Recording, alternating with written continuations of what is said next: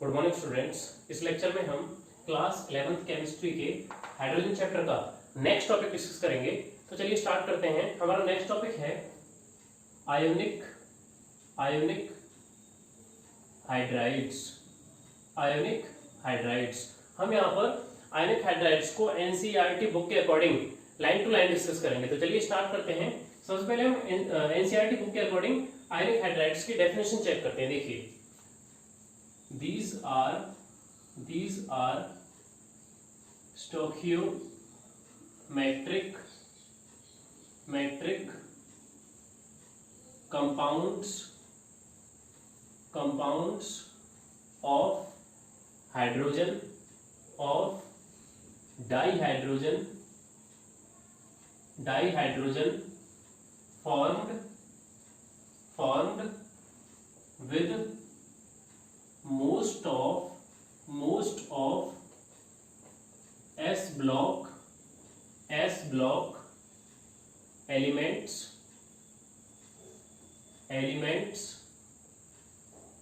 which are highly electropositive in character। बहुत simple है। देखिए, आयोनिक हाइड्राइड्स की एनसीईआरटी बुक के अकॉर्डिंग जो डेफिनेशन है, देखिए उसे चेक करते हैं। These are stoichiometric compounds of dihydrogen formed with most of s block elements which are highly electropositive in character. तो हम यहाँ पर इस डेफिनेशन को वर्ड टू वर्ड डिस्कस करेंगे। देखिए, दीज आर, ये कॉमन वर्ड्स हैं, स्टोइकियोमेट्रिक कंपाउंड्स।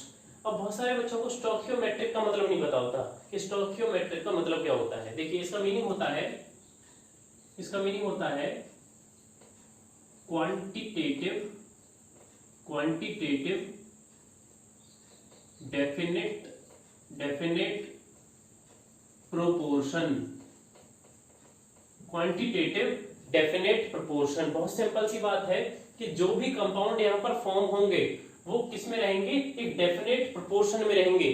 किस बेस पर, क्वांटिटेटिवली वो डेफिनेट प्रोपोर्शन में रहेंगे। जब हम इसके एग्जांपल करेंगे तो इस बात को यहाँ पे समझेंगे हम कि डेफिनेट प्रोपोर्शन किस तरह से यहाँ प्रेजेंट है। उसके बाद है dihydrogen formed with most of s block elements. अब ये तो सिंपल सी बात है कि डाइहाइड्रोजन किसके साथ, एस ब्लॉक एलिमेंट्स के साथ मिलकर आयोनिक हाइड्राइड्स फॉर्म करता है। यहाँ पर ये डेफिनेशन में भी गिवन है, ठीक है। लेकिन यहाँ पर एक वर्ड है मोस्ट यहाँ पर वर्ड यूज हुआ है। देखो, बहुत सिंपल सी बात है कि अगर एस ब्लॉक एलिमेंट्स, सभी की सभी एस ब्लॉक एलिमेंट्स डाइहाइड्रोजन के साथ मिलकर आयोनिक हाइड्राइड्स बनाते तो यहाँ पर मोस्ट वर्ड का यूज नहीं होता। मोस्ट वर्ड का यूज करने का मतलब क्या हुआ कि अधिकांश तौर पर तो आयोनिक हाइड्राइड्स फॉर्म होते हैं, लेकिन कुछ डिफरेंट कैरेक्टर भी वहां पर हो सकता है, जैसे कोवेलेंट कैरेक्टर होता है, ठीक है। अब यहाँ पर which are highly electropositive in character. अब यहाँ कंडीशन हमें दे दी है कि एस ब्लॉक एलिमेंट्स, कौन से एस ब्लॉक एलिमेंट्स जो आयोनिक हाइड्राइड्स फॉर्म करेंगे। तो यहाँ कंडीशन है हाईली इलेक्ट्रोपॉजिटिव। जो हाईली इलेक्ट्रोपॉजिटिव एलिमेंट्स होंगे एस ब्लॉक में से, वही डाइहाइड्रोजन के साथ मिलकर किस तरह के कंपाउंड फॉर्म करेंगे, आयोनिक हाइड्राइड्स यहाँ पर फॉर्म हो जाएंगे। इसके लिए एग्जांपल चेक करते हैं। देखिए, इसके लिए एग्जांपल्स हैं हमारे पास। सबसे पहले हम एस ब्लॉक चेक करेंगे। देखो, एस ब्लॉक हम जानते हैं कि एल्कलाइन अर्थ मेटल्स और एल्कली मेटल्स, ये दो ग्रुप एस ब्लॉक में प्रेजेंट होते हैं। तो उनके हाइड्राइड्स की फॉर्मूलाज हम यहाँ पर लिख लेंगे। Lithium hydride, sodium hydride, KH, potassium hydride, rubidium hydride and caesium hydride. ये हमारे पास हो गए एल्कली मेटल हाइड्राइड्स। उसके बाद है सेकंड जो ग्रुप है एल्कलाइन अर्थ मेटल्स के लिए। तो वहां पर हाइड्राइड्स कौन कौन से हैं, बेरिलियम हाइड्राइड्स, मैग्नीशियम हाइड्राइड्स और कैल्शियम हाइड्राइड, स्ट्रोंटियम हाइड्राइड और बेरियम हाइड्राइड। ये हमारे पास हो गए एल्कलाइन अर्थ मेटल्स हाइड्राइड्स, ठीक है। इन सबके हमने फॉर्मूलाज यहाँ पर लिख लिए हैं। अब इसे समझते हैं। देखिए, हम जानते हैं कि इलेक्ट्रोपॉजिटिविटी का कैरेक्टर क्या होता है, डाउन द ग्रुप। देखिए, lithium to caesium and beryllium to barium अगर हम मूव करते हैं डाउन द ग्रुप, अगर हम इस डायरेक्शन में मूव करते हैं तो इलेक्ट्रो पॉजिटिविटी क्या होगी, इंक्रीज हो जाएगी। बहुत सिंपल सी बात है कि जब हम डाउन द ग्रुप मूव करते हैं तो इलेक्ट्रॉन डोनेट करने की जो टेंडेंसी है, इलेक्ट्रॉन लूज करने की जो टेंडेंसी है, वो क्या हो जाएगी, मैक्सिमम हो जाएगी, क्योंकि यहाँ पर साइज इंक्रीज हो जाएगा। यहाँ क्या होगा, साइज इंक्रीज होगा। साइज इंक्रीज होने की वजह से आउटरमोस्ट इलेक्ट्रॉन आसानी से बाहर निकाला जा सकता है, जिसकी वजह से इलेक्ट्रोपॉजिटिव कैरेक्टर इंक्रीज हो जाएगा। तो हमें ये तो पता लग गया कि एस ब्लॉक एलिमेंट्स में से कौन कौन से एलिमेंट्स हाईली इलेक्ट्रोपॉजिटिव रहेंगे। जितने भी डाउन द ग्रुप, जितने भी ग्रुप में डाउनवर्ड एलिमेंट्स हैं, वो सब की सब क्या है, हाईली इलेक्ट्रोपॉजिटिव। तो जो अपवर्ड हमारे पास जो एलिमेंट्स हैं, जैसे लिथियम है, बेरिलियम है, मैग्नीशियम है, सोडियम है, ये क्या है, लीएस्ट इलेक्ट्रोपॉजिटिव किसकी अपेक्षा, सीजियम, बेरियम, इनकी अपेक्षा, क्योंकि इलेक्ट्रोपॉजिटिविटी का कैरेक्टर हमने यहाँ पर चेक कर लिया है। ठीक है, अब देखिए आगे मूव करते हैं। ये तो हमारे पास फर्स्ट लाइन है इस टॉपिक की। सेकंड लाइन चेक करते हैं। however significant covalent character found in lighter metal hydrides such as lithium hydride, beryllium hydride and magnesium hydride. अब देखिए, हम फर्स्ट लाइन में जो मोस्ट वर्ड यूज हुआ है, अधिकांश एस ब्लॉक एलिमेंट्स के लिए जो मोस्ट वर्ड यूज हुआ है, इसको हम यहां से भी समझ सकते हैं। देखो, हमने यहाँ पर बात की थी कि ज्यादातर जो एस ब्लॉक एलिमेंट्स हैं वो क्या फॉर्म करते हैं, आयनिक हाइड्राइड्स। लेकिन जो कुछ बचे हैं, कुछ एलिमेंट्स ऐसे भी हैं जो आयनिक हाइड्राइड्स तो फॉर्म करते हैं, लेकिन उसमें कोवेलेंट कैरेक्टर होगा, उसमें कोवेलेंट कैरेक्टर रहेगा। उसको यहाँ इस लाइन में वेरीफाई कर दिया है। However, significant covalent character found in lighter metal hydrides such as lithium hydride, beryllium hydride और magnesium hydride। हमसे कहा गया है कि हमारे पास जो लिथियम हाइड्राइड है, बेरिलियम हाइड्राइड है, मैग्नीशियम हाइड्राइड है, इन तीनों हाइड्राइड्स में क्या है, कोवेलेंट कैरेक्टर मिलता है। क्या मिलता है, कोवेलेंट कैरेक्टर मिलता है। इसको समझते हैं। देखिए, अगर हम यहाँ पर चेक करें लिथियम की इलेक्ट्रोनेगेटिविटी को, तो लिथियम की इलेक्ट्रोनेगेटिविटी है 0.93। उसके बाद हाइड्रोजन की इलेक्ट्रोनेगेटिविटी है 2.1। उसके बाद यहाँ चेक करें बेरिलियम के लिए, तो बेरिलियम की इलेक्ट्रोनेगेटिविटी है 1.57 और हाइड्रोजन की सेम हो जाएगी 2.1। इसी तरह से मैग्नीशियम की अगर चेक करें तो मैग्नीशियम की इलेक्ट्रोनेगेटिविटी है 1.31 और हाइड्रोजन की इलेक्ट्रोनेगेटिविटी सेम 2.1। तो थोड़ा ध्यान से देखिए, यहाँ पर लिथियम हाइड्रोजन, बेरिलियम हाइड्रोजन और मैग्नीशियम हाइड्रोजन, इन सब में जो इलेक्ट्रोनेगेटिविटी का डिफरेंस है, क्या है, इलेक्ट्रोनेगेटिविटी का डिफरेंस है वो क्या है, बहुत कम है। इसलिए मैं यहां लिख सकता हूं लेस इलेक्ट्रोनेगेटिव डिफरेंस। देखिए, यहां पर लिथियम और हाइड्रोजन में तो थोड़ा सा लार्ज डिफरेंस दिख रहा है, लेकिन बेरिलियम और हाइड्रोजन और मैग्नीशियम और हाइड्रोजन में तो हम क्लियर कह सकते हैं कि यहाँ पर क्या है, लेस इलेक्ट्रोनेगेटिव डिफरेंस। तो मैं आपको क्लियर कर देता हूं, यहाँ पर इलेक्ट्रोनेगेटिव डिफरेंस, मैक्सिमम इलेक्ट्रोनेगेटिव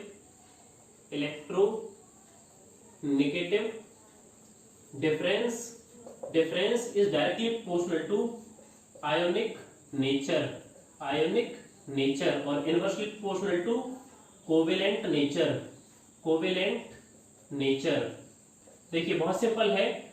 अगर एल्कली मेटल्स या एल्कलाइन अर्थ मेटल्स और हाइड्रोजन के बीच में जो इलेक्ट्रोनेगेटिविटी डिफरेंस है वो ज्यादा होगा, मैक्सिमम होगा, उतना ही आयनिक कैरेक्टर बढ़ जाएगा, उतना ही आयनिक नेचर इंक्रीज हो जाएगा। जितना कम होगा, लेस इलेक्ट्रोनेगेटिव डिफरेंस रहेगा, तो आयनिक कैरेक्टर क्या हो जाएगा, डिक्रीज कर जाएगा, और वहां पर क्या इंक्रीज हो जाएगा, कोवेलेंट नेचर।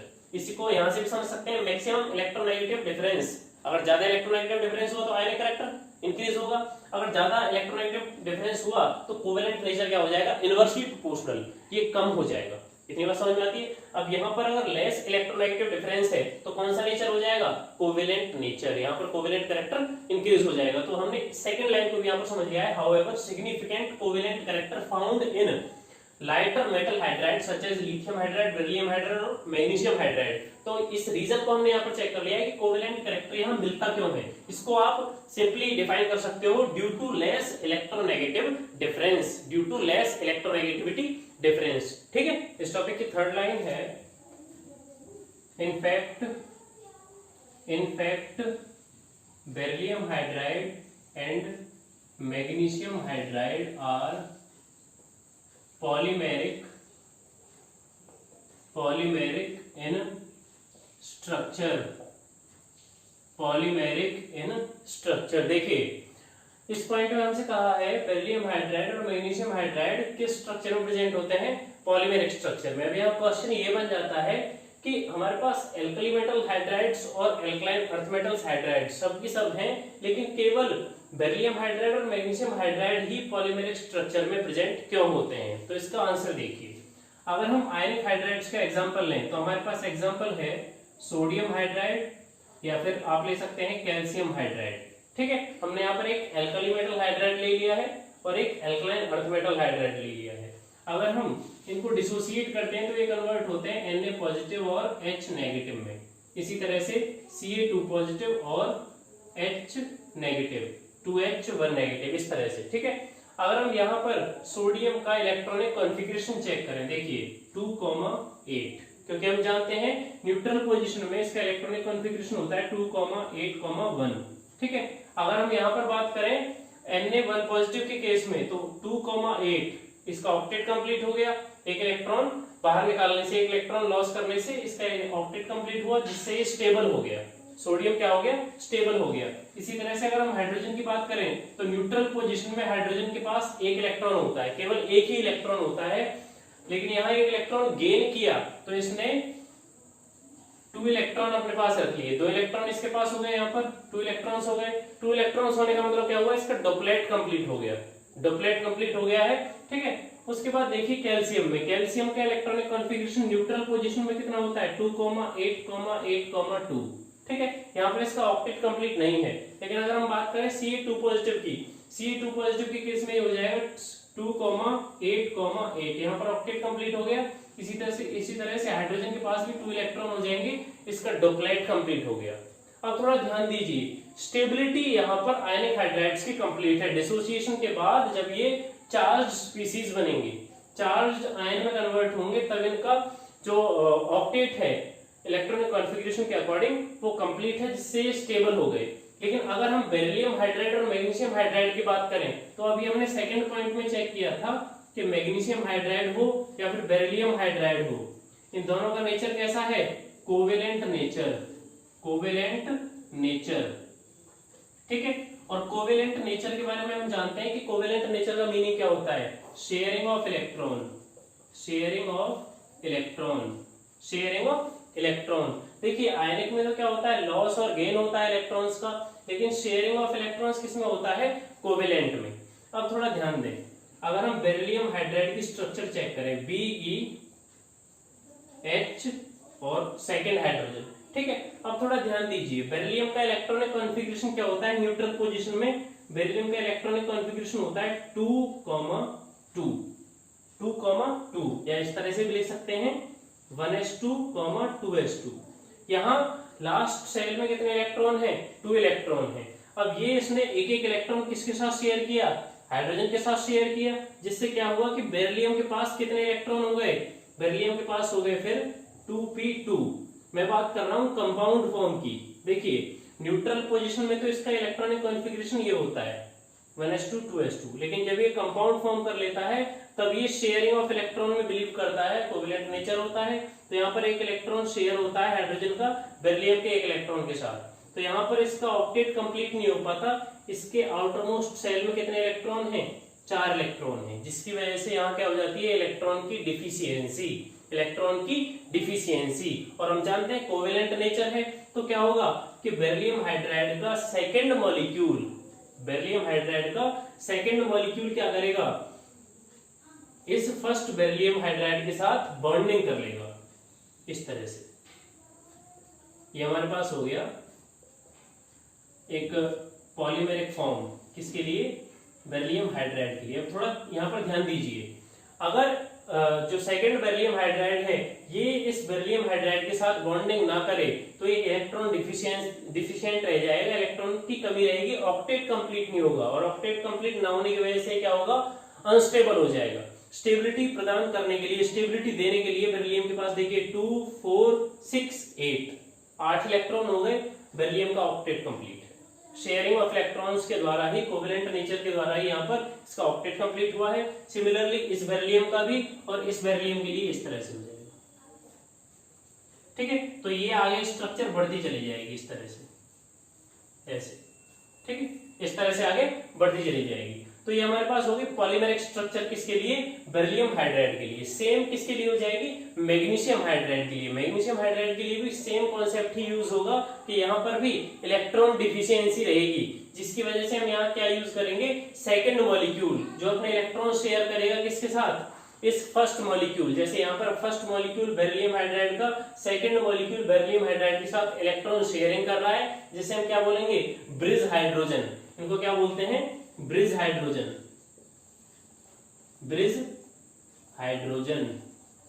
ठीक है, ब्रिज हाइड्रोजन। तो इस तरह से हमने थर्ड पॉइंट को डिस्कस किया है। In fact beryllium hydride and magnesium hydride are polymeric in structure. उसका रीजन चेक किया है, उसका रीजन सिंपल है कि यहाँ पर कोवेलेंट नेचर होने की वजह से, कोवेलेंट नेचर होने की वजह से बेरिलियम में क्या होता है, इलेक्ट्रॉन की डिफिशियंसी हो जाती है, जिससे उसका ऑक्टेट कंप्लीट नहीं होता। लेकिन यहाँ आयनिक हाइड्राइड्स में क्या होता है कि आयनिक हाइड्राइड्स में इलेक्ट्रॉन लॉस और गेन होते हैं, जिससे उनका ऑक्टेट कंप्लीट हो जाता है और वो स्टेबल हो जाते हैं मोनोमेरिक स्टेट में। मोनोमेरिक स्टेट का मतलब सिंपल NaH में। लेकिन यहाँ पर बेरिलियम हाइड्राइड किस में होता है, यहाँ पर हम लिख सकते हैं बेरिलियम हाइड्राइड BeH2 इस तरह से, और बाहर N लगा सकते हैं, इसकी nth यूनिट हम यूज करेंगे। ठीक है, हम डेफिनेटली नहीं कह सकते कि कितने नंबर ऑफ यूनिट्स हम यूज करते हैं, हम जितना इन कंपाउंड्स को फैलाते जाएंगे उतने ही n units, I mean infinite units he use करते जाएंगे। ठीक है, किसके लिए, स्ट्रक्चर बनाने के लिए। उसके बाद हम इसका चेक करते हैं फोर्थ पॉइंट। फोर्थ पॉइंट है इस टॉपिक का, देखिए ionic hydrides, hydrides are crystalline, crystalline, non-volatile and non-conducting in solid state, बहुत सिंपल है। देखिए ionic hydrides are crystalline, non volatile and non conducting in solid state. अब फोर्थ लाइन में, NCERT के अकॉर्डिंग फोर्थ लाइन में ionic hydrides की properties को दिया गया है। यहाँ पर प्रॉपर्टीज को समझाया गया है कि आयनिक हाइड्राइड्स की जो प्रॉपर्टीज है वो क्या है। सबसे पहले crystalline, non volatile and non conducting in solid state. In solid state, यहाँ पर आयनिक हाइड्राइड्स की सॉलिड स्टेट की बात हो रही है, लिक्विड स्टेट की बात नहीं है। तो सॉलिड स्टेट में सबसे पहली प्रॉपर्टी है क्रिस्टलाइन नेचर। अब क्रिस्टलाइन का मतलब क्या होता है, देखिए हमारे पास फर्स्ट है क्रिस्टलाइन, क्रिस्टलाइन। अब क्रिस्टलाइन सॉलिड्स कौन से होते हैं, क्रिस्टलाइन सॉलिड। ठीक है, क्रिस्टलाइन सॉलिड का मीनिंग क्या होता है, atoms are arranged in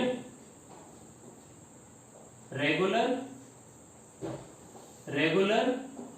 order।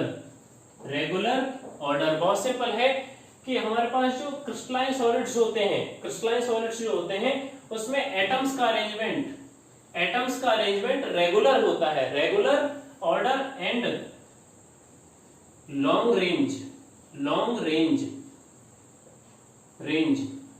Range तक रेगुलर ऑर्डर जिस सॉलिड में प्रेजेंट होता है, एटम्स का रेगुलर ऑर्डर। ठीक है, उनको क्या बोलते हैं, क्रिस्टलाइन सॉलिड्स। तो यहाँ पर आयनिक हाइड्राइड्स के बारे में कहा गया है कि ये क्या है, क्रिस्टलाइन सॉलिड्स हैं। तो यहाँ पर एटम्स का अरेंजमेंट क्या रहेगा, लॉन्ग रेंज में रहेगा। कुछ इस तरह से देखिए, अगर हम यहाँ पर, ये हमारे पास फर्स्ट एटम है, ठीक है, सेकंड एटम इस तरह से अटैच होता है और ये ऑर्डर इस तरह से लगातार चलता है। तो यहाँ आप देख सकते हैं ये क्या है, एक रेगुलर ऑर्डर है और लॉन्ग रेंज ऑर्डर है, मतलब काफी दूर तक बिल्कुल सेम ऑर्डर ही चलेगा। मतलब जितने भी स्ट्रक्चर रहेगी हमारे पास, आयनिक जो कंपाउंड्स है हमारे पास, आयनिक हाइड्राइड्स है, उनकी जो स्ट्रक्चर रहेगी उसमें एटम्स का अरेंजमेंट बिल्कुल रेगुलर रहेगा और लॉन्ग रेंज में रहेगा। ठीक है, सेकंड देखिए, सेकंड है हमारे पास नॉन वोलेटाइल।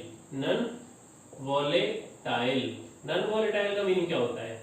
नॉन वोलेटाइल का सिंपल सा मीनिंग है does not readily evaporate in gas। देखिए बहुत सिंपल है, आयनिक हाइड्राइड्स को जल्दी से गैसेस में कन्वर्ट नहीं किया जा सकता। ठीक है, अगर हम लोअर टेम्परेचर की बात करें तो लोअर टेम्परेचर पे ये आसानी से किस में कन्वर्ट नहीं हो सकते? गैसेस में कन्वर्ट नहीं हो सकते। और जिसमें ये प्रॉपर्टी होती है उन सॉलिड्स को क्या बोलते हैं? Non volatile. नॉन वोलेटाइल को हिंदी में क्या बोलेंगे हम? अवाष्पशील। वाष्पशील, देखिए वाष्प का मतलब क्या होता है? भाप।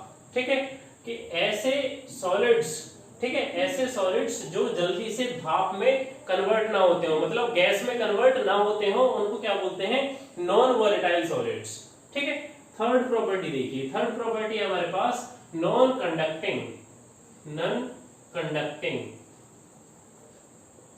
कंडक्टिंग, नॉन कंडक्टिंग का मतलब क्या होता है? कि सॉलिड स्टेट में जो एटम्स होते हैं ये क्लोजली पैक होते हैं, क्लोजली पैक होते हैं, जिसकी वजह से इसमें आयंस फॉर्म नहीं हो पाते हैं, इसमें स्ट्रॉन्ग इंटरमोलिकुलर फोर्स प्रेजेंट होती हैं। आप सोचिए कि अगर हमारे पास क्रिस्टलाइन सॉलिड की बात हुई है, क्रिस्टलाइन सॉलिड में जो अरेंजमेंट है ये आप देख सकते हैं बहुत ज्यादा क्लोज है। इस क्लोजनेस की वजह से ये आसानी से आयंस में कन्वर्ट नहीं हो पाते। आयंस में कन्वर्ट नहीं होंगे इस बात का पता हमें सेकंड पॉइंट में लग गया कि ये क्या है? नॉन वोलेटाइल है। और जब ये आयंस में कन्वर्ट नहीं होंगे तो ये क्या रहेंगे? Bad conductor. Bad conductor of electricity.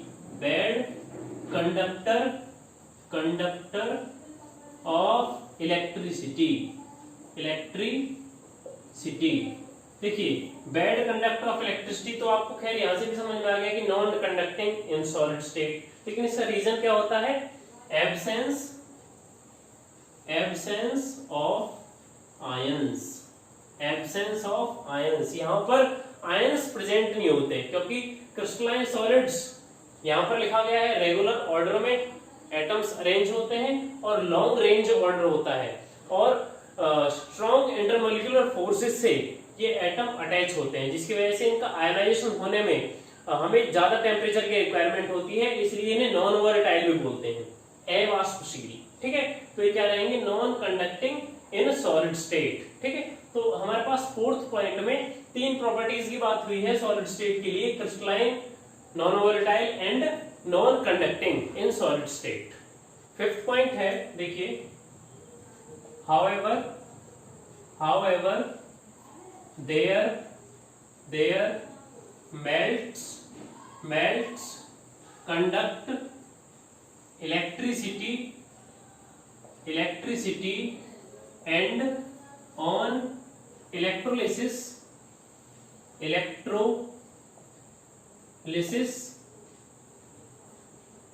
hydrogen gas liberated at anode which confirms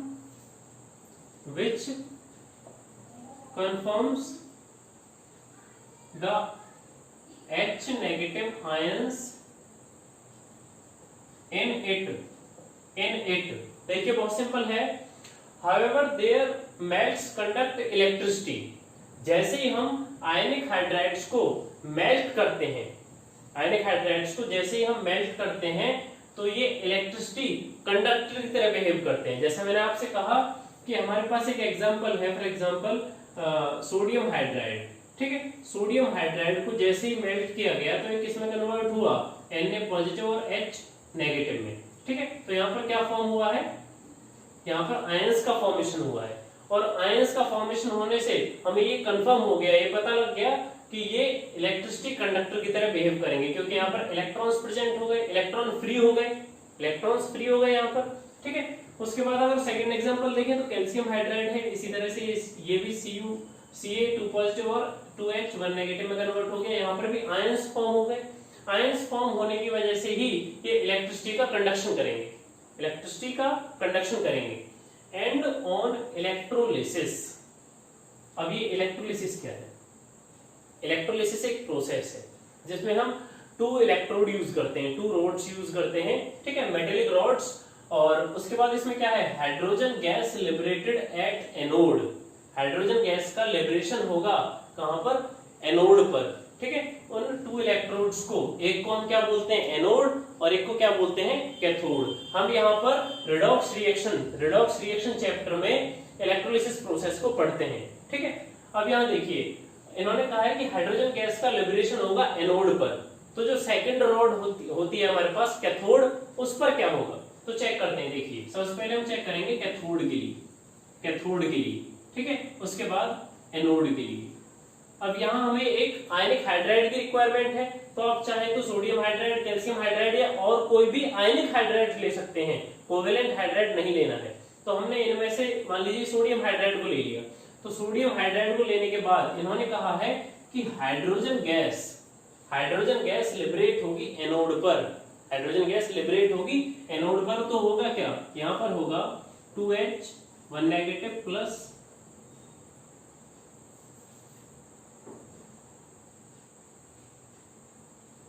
2H 1 negative, after that reaction H2 plus 2 electrons.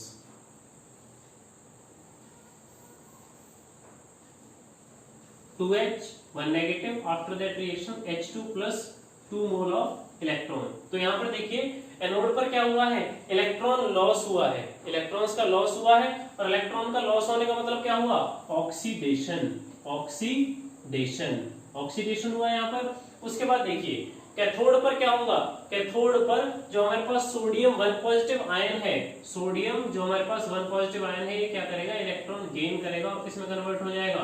Sodium neutral atom में कन्वर्ट हो जाएगा। तो देखिए यहाँ पर हाइड्रोजन गैस लिबरेट हुई है एनोड पर, ठीक है, और जो कैथोड है हमारे पास, जो सेकंड इलेक्ट्रोड है कैथोड, वहां पर क्या हुआ है? रिडक्शन हुआ है।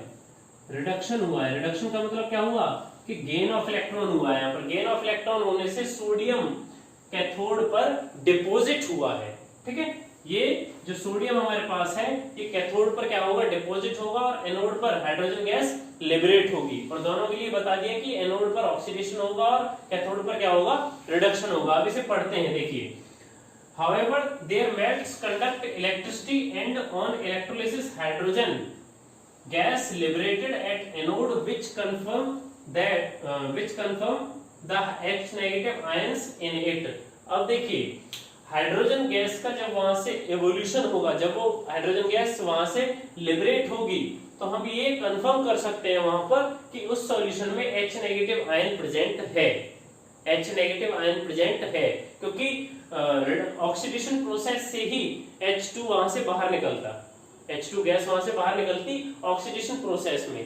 अगर यहाँ पर H पॉजिटिव होता, क्योंकि हम हमेशा से ही पढ़ते हैं कि इलेक्ट्रो पॉजिटिव होने की वजह से हमेशा H पॉजिटिव फॉर्म में प्रेजेंट रहता है। जैसे एग्जांपल्स है हमारे पास HCl हुआ, H2SO4 हुआ, ठीक है, और HNO3 हुआ। इन सब जगह पर आप क्या देखोगे? H पॉजिटिव प्रेजेंट है। लेकिन यहाँ पर जब हम देखते हैं कि ये जो हमारे पास एल्काइल मेटल्स हैं, एल्कलाइन अर्थ मेटल्स हैं, इस केस में हाइड्रोजन किस फॉर्म में होता है? नेगेटिव फॉर्म में, नेगेटिव आयन में प्रेजेंट होता है। और यहाँ पर इसलिए कहा गया है कि H नेगेटिव आयन इस सॉल्यूशन में प्रेजेंट रहेगा, इस सॉल्यूशन में H नेगेटिव आयन प्रेजेंट रहेगा, ठीक है। ये हमारे पास हो गया 5th पॉइंट। 6th पॉइंट है, देखिए ionic hydrides are violently react with water to produce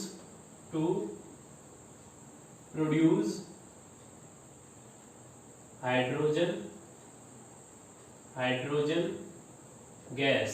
देखिए 6 पॉइंट में क्या कहा गया है हमसे कि आयनिक हाइड्राइड्स वाटर के साथ वायलेंटली रिएक्ट करते हैं। वायलेंटली का मतलब क्या होता है, यहाँ पर बहुत ही तेजी से, एक भड़कीले तौर पर यहाँ पर वाटर के साथ आयनिक हाइड्राइड्स की रिएक्शन होती है। और किस गैस का एवोल्यूशन होता है, वहां से हाइड्रोजन गैस का फॉर्मेशन वहां से होता है। तो इसके लिए एग्जांपल चेक करते हैं। हमारे पास एग्जांपल है सोडियम हाइड्राइड। इसकी अगर हम वाटर के साथ रिएक्शन करें तो क्या बनेगा, यहाँ पर सोडियम हाइड्रोक्साइड, ठीक है, यहाँ पर बेस फॉर्म हुआ है प्लस हाइड्रोजन गैस, ठीक है। रिएक्शन हमारे पास वेरिएंस है, यहाँ पर हाइड्रोजन गैस प्रोड्यूस हुई है, जिसके बारे में इस लाइन में कहा गया है produce hydrogen gas.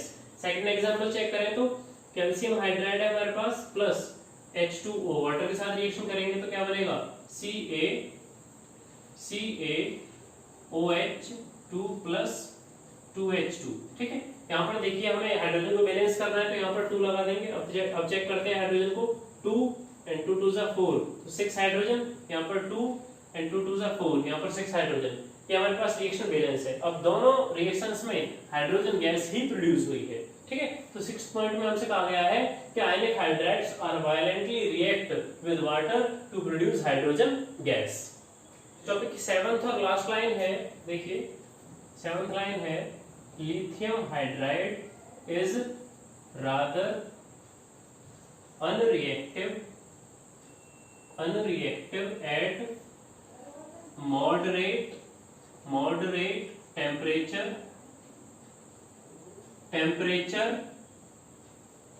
with oxygen and chlorine. Therefore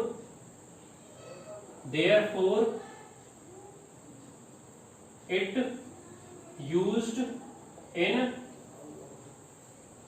synthesis of many other useful compounds। देखिए बहुत सिंपल है, यहाँ पर लिथियम हाइड्राइड की प्रॉपर्टीज के बारे में यहाँ पर इस पॉइंट में दिया गया है। लिथियम हाइड्राइड क्या है, अनरिएक्टिव है। कब, मॉडरेट टेम्परेचर पर, एक मध्यम तापमान अगर हो तो लिथियम हाइड्राइड क्या है, अनरिएक्टिव रहेगा। जैसे हम नाइट्रोजन की बात करते हैं कि नाइट्रोजन रूम टेम्परेचर पर अनरिएक्टिव होता है, तो उसका रीजन क्या था वहां पर कि नाइट्रोजन में N2 में ट्रिपल बॉन्ड प्रेजेंट होता है, 1 2 3, यहाँ पर ट्रिपल बॉन्ड प्रेजेंट होता है, जिसकी वजह से क्या हो गया, unreactive at room temperature, inert at room temperature. इसी तरह से लिथियम हाइड्राइड क्या रहेगा, मॉडरेट टेम्परेचर पर अनरिएक्टिव रहेगा। किसके साथ रिएक्शन में, O2 और Cl2, ऑक्सीजन और क्लोरीन के साथ रिएक्शन में। Therefore it used in synthesis of many other useful compounds। इसलिए लिथियम हाइड्राइड का यूज अदर यूजफुल कंपाउंड्स को उनका फॉर्मेशन करने में किया जाता है। उसके लिए हम रिएक्शन चेक कर सकते हैं यहाँ पर। तो इसके लिए एग्जांपल देखिए, एग्जांपल है 8LiH प्लस Al2Cl6।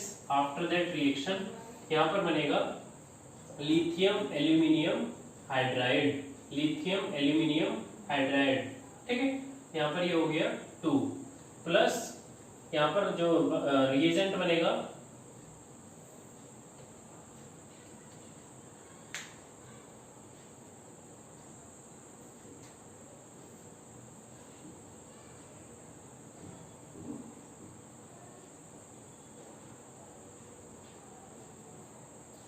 यहाँ पर जो बाई प्रोडक्ट बनेगा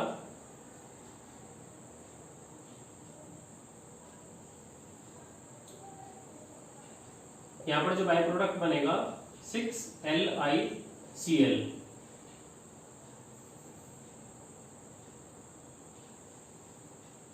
यहाँ पर जो बाई प्रोडक्ट बनेगा 6LiCl। अब देखिए यहाँ पर हमारे पास है लिथियम हाइड्राइड, जिसकी रिएक्शन हमने किसके साथ की है, एल्यूमिनियम क्लोराइड के साथ, क्योंकि यहाँ पर क्लियर मेंशन है कि क्लोरीन के साथ मॉडरेट टेम्परेचर पर लिथियम हाइड्राइड क्या होता है, अनरिएक्टिव होता है। इसलिए हम अदर यूजफुल कंपाउंड्स बनाने के लिए इसका यूज करेंगे। तो एल्यूमिनियम क्लोराइड के साथ जैसे हमने रिएक्शन की तो यहाँ पर बना लिथियम एल्यूमिनियम